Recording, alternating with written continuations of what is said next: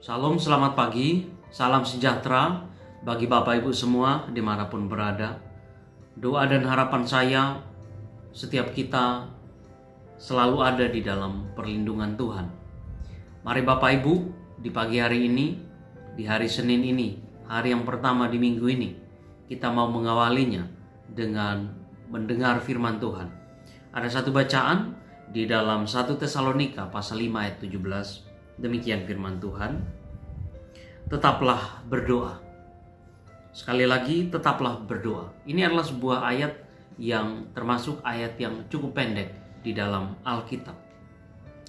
Di dalam pesannya kepada orang-orang yang ada di Tesalonika, saudara, Paulus memberikan di dalam penutup suratnya ini paling tidak ada 3 pesan penting buat orang-orang Tesalonika. Yang pertama, ia memberikan pesan bersukacitalah senantiasa. Kemudian yang kedua, tetaplah berdoa. Dan yang ketiga adalah mengucap syukurlah dalam segala hal. Hal yang akan kita soroti adalah tentang hal berdoa. Tetaplah berdoa. Saudara-saudara sekalian yang terkasih dalam Tuhan kita Yesus Kristus, hal berdoa itu adalah sesuatu yang sebenarnya kita ketahui sebagai sesuatu yang penting. Hal yang penting dalam kehidupan kita sebagai orang Kristen. Tetapi hal yang penting ini seringkali kita abaikan. Mungkin kita lupa berdoa, atau bahkan mungkin kita malas untuk berdoa karena kita menganggap bukan sesuatu yang perlu saya lakukan sekarang. Kita mungkin hanya mau berdoa ketika kita dalam keadaan susah atau dalam keadaan sulit. Maka pesan ini saudara buat kita sekalian adalah sebuah pesan yang penting. Jadi saya melihat bahwa pesan ini masih tetap relevan sampai dengan hari ini. Sifat kita sebagai manusia yaitu kita sering mengabaikan hal-hal yang penting dalam kehidupan kita. Salah satunya adalah berdoa. Maka sekali lagi pesan pagi hari ini mengingatkan kita supaya kita menjadi orang-orang yang tidak jemu-jemu di dalam berdoa. Di dalam pesan yang singkat ini saudara, paling tidak ada beberapa hal yang kita harus perhatikan atau perlu kita renungkan. Bahwa yang pertama adalah ini adalah perintah. Hal berdoa itu adalah perintah saudara. Tokoh-tokoh yang ada di dalam Alkitab, kita bisa menyebut Musa di sana, Daud di sana, ada Daniel, bahkan Tuhan Yesus ataupun Paulus. Mereka adalah tokoh-tokoh yang sangat luar biasa, berhasil di dalam kehidupan mereka. Mereka setia sampai mati. Dan di dalam kehidupan mereka itu saudara, ada sebuah rahasia penting yang mereka selalu pegang, yang selalu mereka lakukan, yaitu berdoa. Maka dari situ saudara, kemudian Paulus memberikan pesan ini atau perintah ini kepada orang-orang yang ada di Tesalonika, bahkan kita saat ini.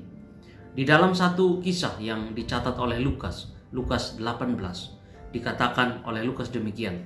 Maka untuk memberikan sebuah nasihat supaya para murid itu tidak jemu-jemu di dalam berdoa, Yesus memberikan perumpamaan tentang seorang hakim yang jahat. Nah, saudara yang terkasih dalam Tuhan, jadi sekali lagi, hal berdoa adalah perintah daripada Tuhan. Harus kita lakukan dengan tidak jemu-jemu.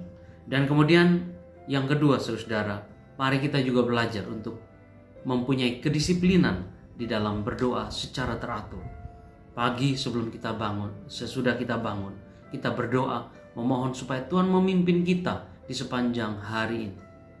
Kita tidak hanya berdoa untuk diri kita, tetapi kita juga berdoa untuk saudara-saudara kita, saudara-saudara seiman, bahkan untuk semua umat manusia yang ada di muka bumi ini yang saat ini dirundung oleh ketakutan, kekhawatiran, dan sebagainya.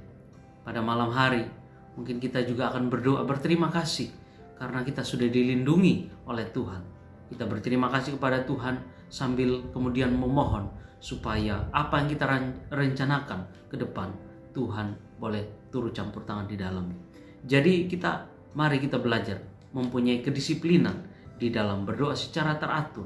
Baik itu kita berdoa secara pribadi ataupun secara berkelompok dengan keluarga ataupun komunitas yang ada. Saat ini Tuhan menyediakan kita media yang sangat baik. Ada Zoom ataupun ada Google Meet di sana yang bisa kita pakai untuk kita boleh berdoa dengan saudara-saudara kita yang bahkan ada di belahan dunia lain.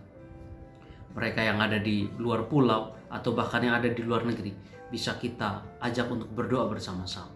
Nah, saudara-saudara yang terkasih, kemudian yang ketiga adalah mari saudara-saudara kita selalu memelihara semangat untuk selalu berdoa kepada Tuhan. Saudara-saudara yang terkasih di dalam Tuhan, kalau kemudian pada saat ini kita tidak mempunyai semangat untuk berdoa, maka saya bisa mengatakan bahwa ada sesuatu yang salah dengan diri kita. Ada sesuatu yang salah dengan hati kita. Mari saudara-saudara kita melihat Tuhan sebagai Bapa kita. Kita melihat Dia sebagai kota benteng kita. Kita melihat Dia sebagai Bapa yang akan selalu siap menerima ataupun mendengar setiap doa-doa kita kapanpun kita datang. Seharusnya saudara-saudara hal ini menjadi sebuah pemahaman yang bisa kita pegang secara terus-menerus, dan kemudian dengan itu kita mau memelihara kehidupan doa kita. Karena saudara-saudara sekali lagi, kalau kita membaca di dalam Alkitab, tokoh-tokoh Alkitab yang berhasil, mereka adalah orang-orang yang memelihara kehidupan doanya dengan sangat baik. Kiranya hari ini kita semua diberkati, kita semua dituntun, disertai oleh Tuhan dalam segala aktivitas kita. Mari kita berdoa. Bapa, terima kasih. Kami bersyukur Engkau baik buat kami semua. Engkau sudah menyediakan waktu bagi kami untuk kami merenungkan firman-Mu. Bahkan di hari ini kami diberikan waktu untuk boleh beraktivitas. Kami mohon supaya Tuhan menyertai, memberkati kami di hari ini dalam segala apapun yang kami kerjakan. Terima kasih Tuhan. Dalam nama-Mu Tuhan Yesus kami berdoa. Amin. Tuhan memberkati kita sekalian. Shalom.